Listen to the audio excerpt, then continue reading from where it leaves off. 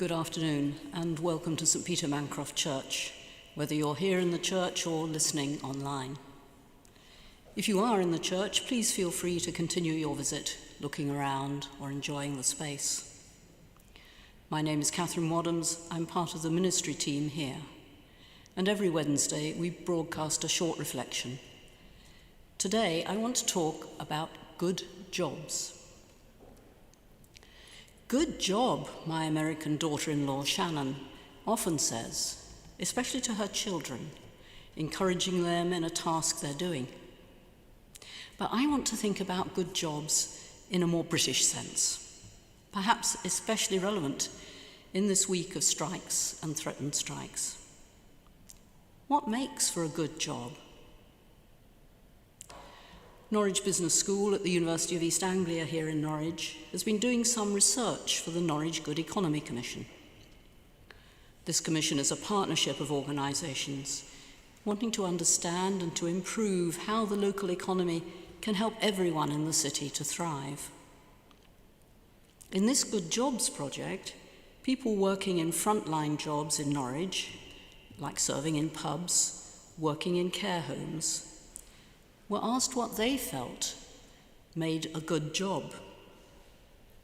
You can find out a bit more about the project from the link on the YouTube channel. The researchers are looking now for employers and employees in Kings Lynn and Great Yarmouth to extend this research in Norfolk. And you might spot Helen Fitzhugh, who leads the project, talking about it in the EDP or on the radio this week. But I want to tell you something about what she's already found out. That a good job needs to be founded on respect. And by that, she means fair pay, reasonable workload, and appropriate safe working conditions. I suppose it's these sort of issues which underlie much of the current rail and other threatened disputes. And the project identifies 4 specific boosts based on this foundational respect, which really improved employees' experiences as frontline workers. Let me run through them for you. The first one is let me connect. Let me be allowed the time, the support, the flexibility to be able to connect with customers, rather than having to rush on to the next task too soon. Whether that interaction is with people buying a pint in the pub or residents of a care home who are being looked after. Workers often felt rushed, and that having more time to make that crucial connection would help them to feel pride in their jobs and probably to do them better as well. The second aspect was care about me and my life. People wanted their managers to get to know them and show care for their needs and their own goals, and the constraints they faced, especially around family commitments or needing to be in class to learn. This linked with another project undertaken for the Norwich Good Economy Commission, which asked unpaid carers how their lives could be improved. A common theme was that they really wanted to be in paid work, but found that employers didn't offer the flexibility they needed to cope with unanticipated crises and difficulties. These can arise so easily without warning where they were looking after family members, whose situation meant they sometimes needed to be available at short notice to support them. Because few employers offered such flexibility, many of these carers felt excluded from employment and isolated from society. The third boost towards a good job more generally was have my back. This is obviously especially important for frontline jobs where workers wanted to feel safe and trained and supported to deal with what could be difficult situations. In particular, when things went wrong, they wanted their managers to understand what the challenges were and for the situation to be treated as a learning opportunity rather than a disciplinary one. And the last suggestion was make me part of the conversation. Workers wanted to be involved in decisions at work which could affect their lives, for example, in changing the way things are organised, and for managers to be open and approachable. And it seems to me that these attributes aren't only important in lower-paid frontline work. Although I'm now retired from paid work, I'm privileged to have had a university career, arguably as far from the front line as you can get, though my interest in policy perhaps makes me a little less ivory tower than some of my colleagues. But I too wanted to be in an institution that gave me time and flexibility to do my job, to be consulted about changes in that job, and there have been a lot in the 50 years of my employment, and to feel that I had the backing of my institution and my managers to resolve any issues with other staff and with students. And I can see now, looking back, how I and my colleagues would have benefited if I'd known about and practiced those 4 boosts better in my own management roles. Our teaching and research would probably have been better too. Since retirement, I've become more involved in volunteering.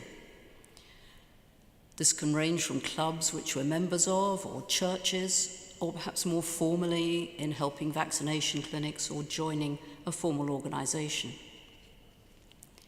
Here there's no fair reward and much more fluid working conditions, and in some ways this makes the foundation of respect even more crucial. It's more important to show such respect through understanding volunteers' lives, what personal needs the volunteering may provide. And as one friend said, when there isn't a pay packet at the end of the month, the thanks become even more crucial. And actually, it seems to me these ideas are important not just in the context of jobs, but in life and relationships more generally. That foundation of respect and the specific boosts are part of any good relationship and honouring other people, recognising their worth and contribution which they each can make. It means treating them as individuals, not putting them in a pigeonhole, bothering to find out about what is important to them and the limitations which they experience. Being aware that not everyone has the same experience as we do or approaches things in the same way. I remember discussing how Christmas was celebrated one year when my parents-in-law were visiting from Denmark. Our next-door neighbours were fascinated at the different customs. They eat duck rather than turkey at the main meal, and this happens on Christmas Eve, as in much of continental Europe, rather than on the 25th of December. Indeed, the main celebration and opening of gifts on the 24th rather than the 25th. Only when we got to Christmas presents under the tree did the neighbours recognise a familiar pattern and say with some relief, "At least that's normal." One person's normal may seem very strange to someone else. Indeed, we often get confused in my house round about Christmas when we get to that annual question, usually in October, what day of the week is Christmas this year? Well, for the record, it's Sunday. That's the 25th. But that's my answer. My Danish husband would think the question referred to the 24th, which he expects to be the main celebration. You can see how easily we can get confused. After many years together, we now know to check carefully. What question is the person asking? If it's my husband, he probably means the 24th when he asks about Christmas. All these considerations in everyday life, institutions, voluntary work, paid work, are particular aspects of that foundation of respect, recognizing the worth of other people and their own contributions, and how they are approaching an issue, allowing space for other people to undertake tasks in the way that is best for them, recognizing their needs, preoccupations, limitations, and not jumping to negative conclusions when things don't turn out as we may have hoped. For Jews and Christians in particular, this is part of responding to our understanding that we are each made in the image of God.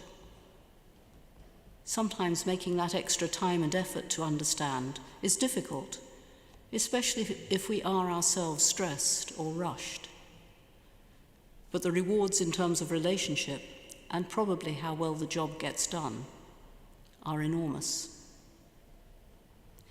And employers are beginning to appreciate that as well, despite the combative stances of both sides involved in industrial disputes. Perhaps their negotiations would benefit from a little more mutual respect and less name-calling.